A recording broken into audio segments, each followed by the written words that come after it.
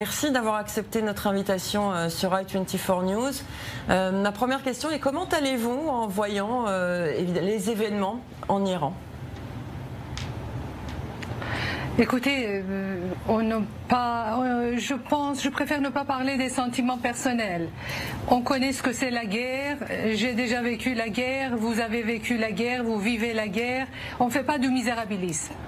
Non, évidemment, c'était pas la question, mais vous vivez sans doute aussi des moments un peu difficiles comme nous tous ici. Je voudrais alors vous élargir cette question et demander comment les Iraniens vivent ces frappes israéliennes sur leur sol et savoir s'ils espèrent finalement qu'Israël parviendra, si pas à faire tomber le régime évidemment, puisque ça doit venir plutôt de l'intérieur, mais de donner un nouveau souffle à l'opposition iranienne sur place.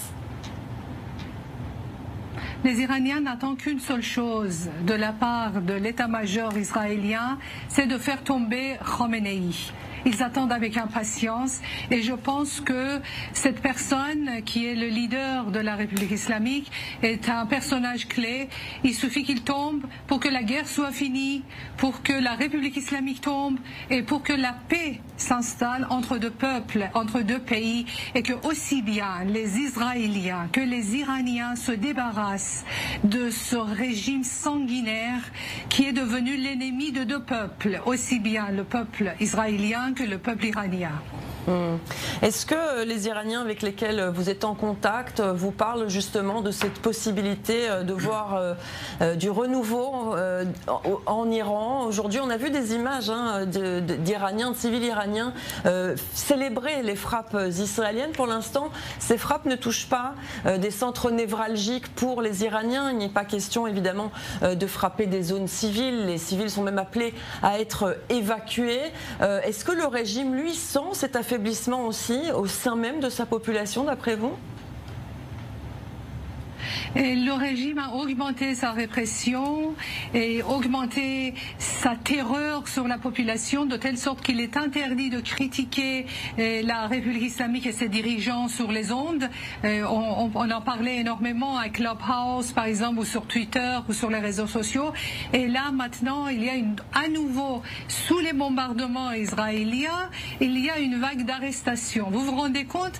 Et je n'arrive absolument pas à comprendre la logique des dirigeants iraniens. Ils sont sous les bombardements, en train de se faire éliminer les uns après les autres. Qu'est-ce qu'ils font? Ils répriment leur peuple, ils mettent les Iraniens encore plus dans les prisons. Mais c'est vraiment ce régime, on dirait, il n'est pas en guerre contre Israël, mais il est d'abord en guerre contre les Iraniens. Et d'ailleurs, c'est de ça que le prince héritier Reza Pahlavi a averti les Israéliens en disant qu'attention, ils sont en train de transformer le peuple iranien en bouclier humain. Plus il y a de bombardements, plus ils deviennent fermes avec leur propre peuple. Et c'est ça qui est vraiment la tragédie de l'histoire. Ce qui est la tragédie de l'histoire, est-ce que les Français n'arrivent pas à comprendre quand je passe sur différents plateaux et expliquer la situation iranienne? Ils ne comprennent pas que d'un pays à l'autre, la situation change. Aujourd'hui, nous sommes dans un Iran en face des Iraniens qui ne veulent pas de leur régime et qui comptent sur les frappes israéliennes pour renverser ce régime sanguinaire. Ils comprennent pas. Ils pensent que quand je parle comme ça, je suis un traître. Mais c'est pas la traîtrise. J'essaye de transmettre la réalité et je suis intimement persuadée que les Israéliens qui me voient, ils comprennent ce que je suis en train de dire. On comprend tout à fait. Je pense qu'effectivement, les Iraniens et les Israéliens ont beaucoup de points communs par rapport à la situation. Je voudrais revenir avec vous aussi sur le traitement médiatique de ce qu'il se passe en Iran par le régime des Mollahs. On a vu notamment que la télévision d'État a été visée par Israël hier. Les Iraniens, on imagine, ont d'autres sources d'informations que la télévision d'État. Mais ce symbole qui a été visé, c'est important là aussi pour contrer la propagande iranienne finalement. Je voulais juste vous dire la joie que tout Iranien a ressenti quand on a vu cette cet immeuble de la propagande s'effondrer. Quelle joie! Pendant 47 ans, ils nous ont menti, ils nous ont baratiné à travers leur tribune de cet immeuble, et de le voir s'effondrer de cette façon, c'était une journée de gloire. C'était un bonheur que de voir cette femme que vous voyez en ce moment, qui est le symbole de la République islamique, de s'enfuir de cette façon. Vous ne pouvez pas imaginer combien cela est jouissif. J'ai reçu des vidéos des gens qui criaient de joie de voir ces images, et ils disaient merci, continuez à viser les centres névralgiques de la République islamique.